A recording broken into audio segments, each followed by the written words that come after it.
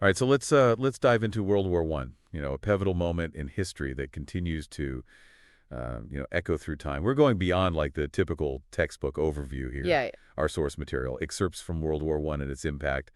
This will help us unpack those seemingly small events that trigger a global catastrophe, and how those ripples still shape our world today. Yeah, what's fascinating about World War One is that so many of the issues that led to it are still relevant in the 21st century. It really underscores the fact that history isn't just about memorizing dates and battles, it's about understanding the choices that shape human destiny. Right? Yeah, it's like holding a mirror up to our own time, right? Absolutely. So let's start with that infamous trigger, the assassination of Archduke Franz Ferdinand of Austria-Hungary back in June of 1914.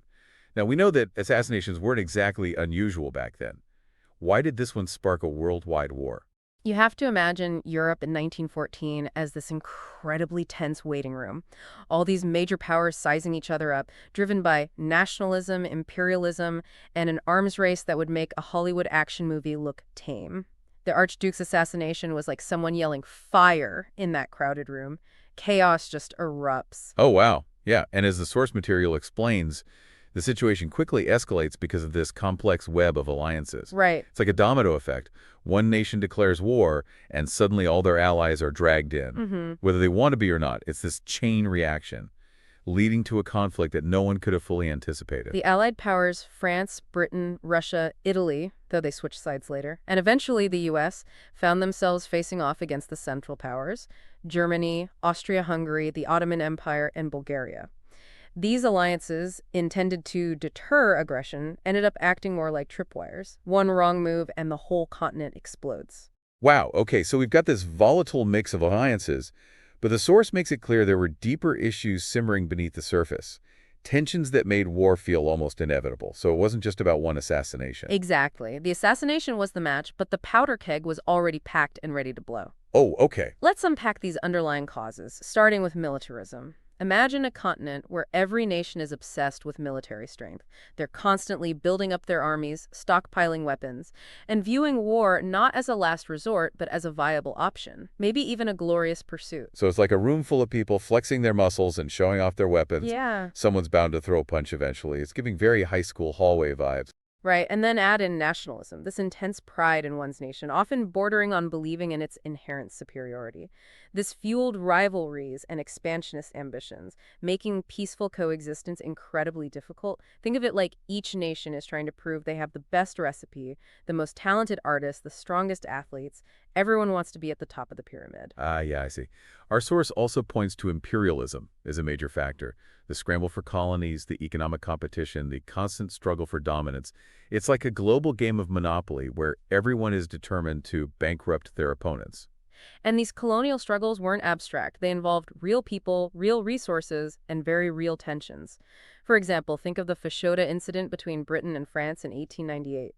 They nearly went to war over a territorial dispute in Sudan. These colonial clashes were constant reminders of the simmering rivalry between the European powers. Oh, wow. Yeah, that's right. Okay, so we've got this powder keg of militarism, nationalism, and imperialism.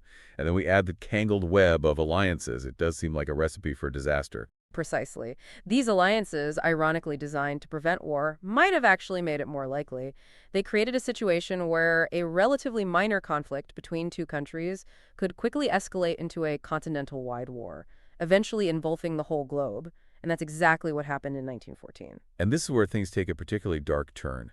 The source material really paints a vivid and honestly grim picture of life in the trenches. Can you tell us more about that? Imagine a network of ditches stretching for miles and miles, dug into the ground.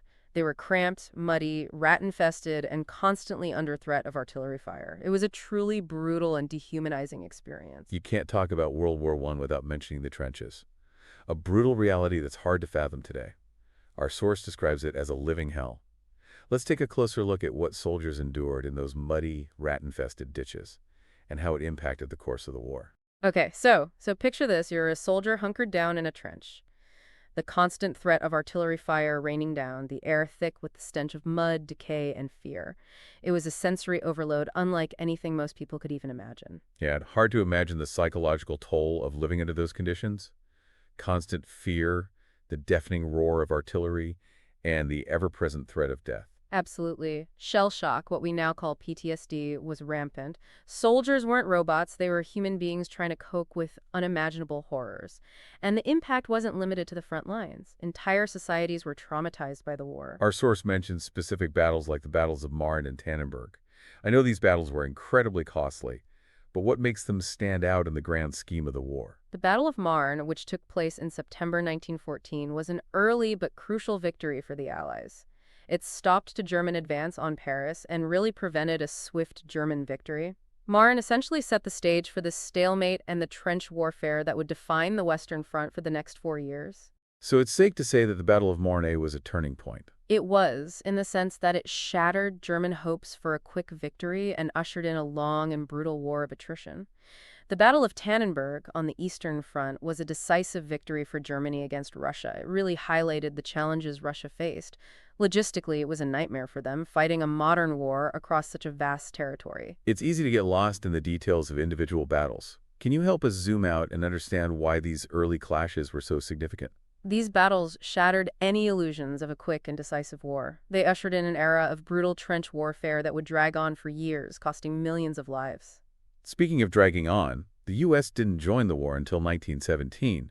What was the turning point that brought America into the conflict? It was a culmination of factors, but two events stand out. The sinking of Lusitania in 1915 and Germany's decision to resume unrestricted submarine warfare in 1917. The Lusitania was a British passenger liner sunk by a German U-boat and over 100 Americans were killed. This sparked outrage in the U.S. While it didn't lead to immediate intervention, it did shift public opinion against Germany. So it was like a wake-up call. Suddenly, this distant European conflict felt much closer to home. Exactly. And then, in 1917, Germany decided to resume unrestricted submarine warfare, attacking any ship, even those from neutral countries that were headed for Britain. This was a direct challenge to American neutrality and played a major role in President Woodrow Wilson's decision to ask Congress for a declaration of war. The U.S. enters the war, adding their industrial might and manpower to the Allied side. Did this lead to a quick Allied victory? Not exactly. It did tip the scales in favor of the Allies, but the war continued for another brutal year and a half. Germany, exhausted and facing relentless attacks, finally agreed to an armistice in 1918. The guns fell silent on November 11, 1918. But as our source points out, the end of the war was just the beginning of a new era of global upheaval. It's as if the world itself had been cracked open. That's a powerful image. World War I didn't simply end. It unleashed a chain of consequences that would reshape the 20th century. Think about it. The Ottoman, Austro-Hungarian, German, and Russian empires gone, collapsed under the weight of war. The source material highlights how this collapse led to the redrawing of the map of Europe. New nations like Poland, Czechoslovakia, and Yugoslavia emerged from the ashes of these fallen empires. It's like the war hit a giant reset button on the world. And the impact extended far beyond Europe. The disintegration of the Ottoman Empire had massive repercussions across the Middle East, leading to the creation of new states and igniting conflicts that continue to this day. It really drives home the point that we're still grappling with the consequences of those seismic shifts, even a century later. The source also mentions the economic devastation.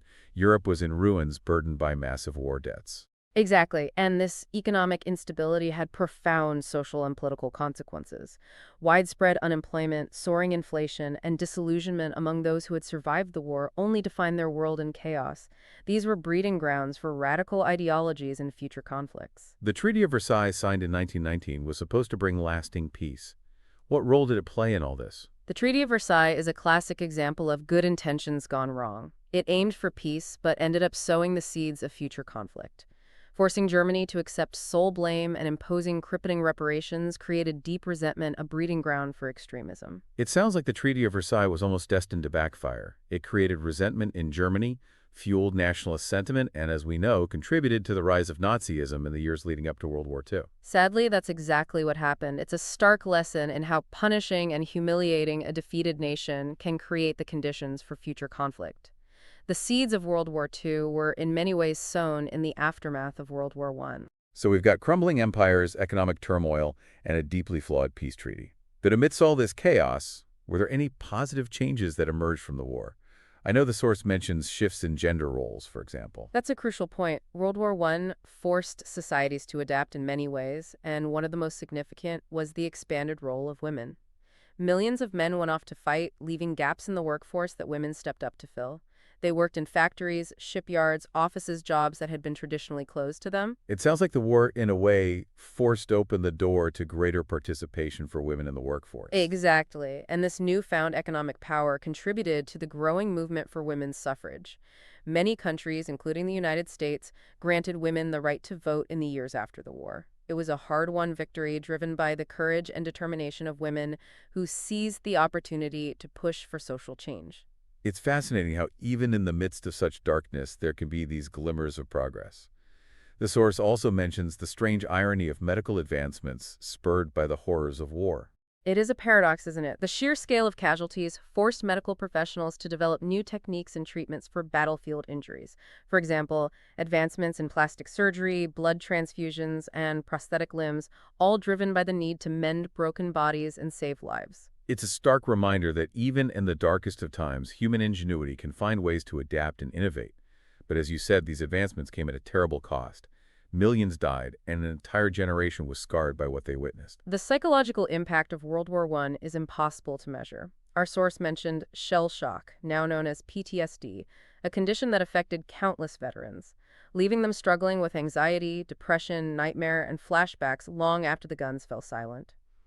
The war also had a profound cultural impact, fostering a sense of disillusionment and cynicism that permeated art, literature, and philosophy in the years that followed.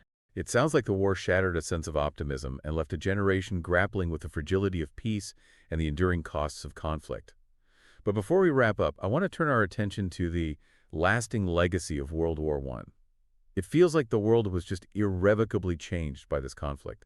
So much of what we understand about the 20th century and even the world today has roots in the aftermath of World War I.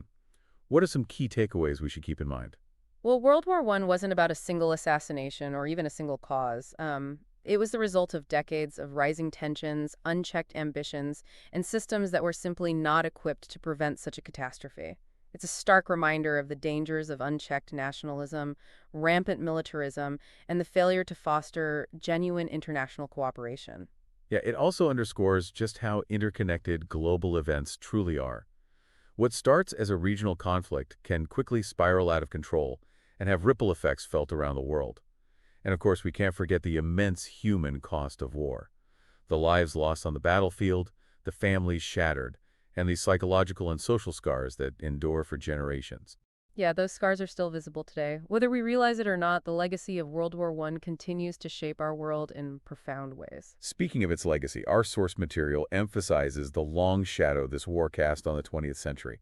How does World War I continue to influence our world today? Well, for one, it led to the creation of the League of Nations, the first international organization dedicated to preventing future wars.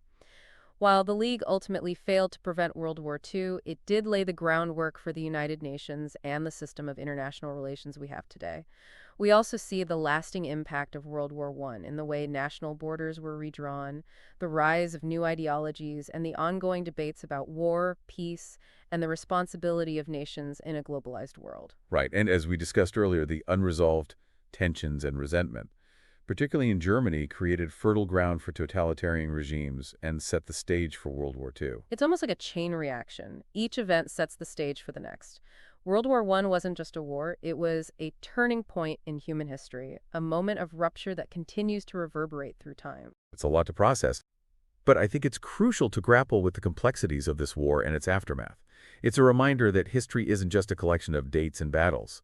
It's a living narrative that shapes our understanding of the world and our place in it. Absolutely. And as we face new challenges in the 21st century, from geopolitical tensions to climate change to global pandemics, it's essential to draw upon the lessons of the past.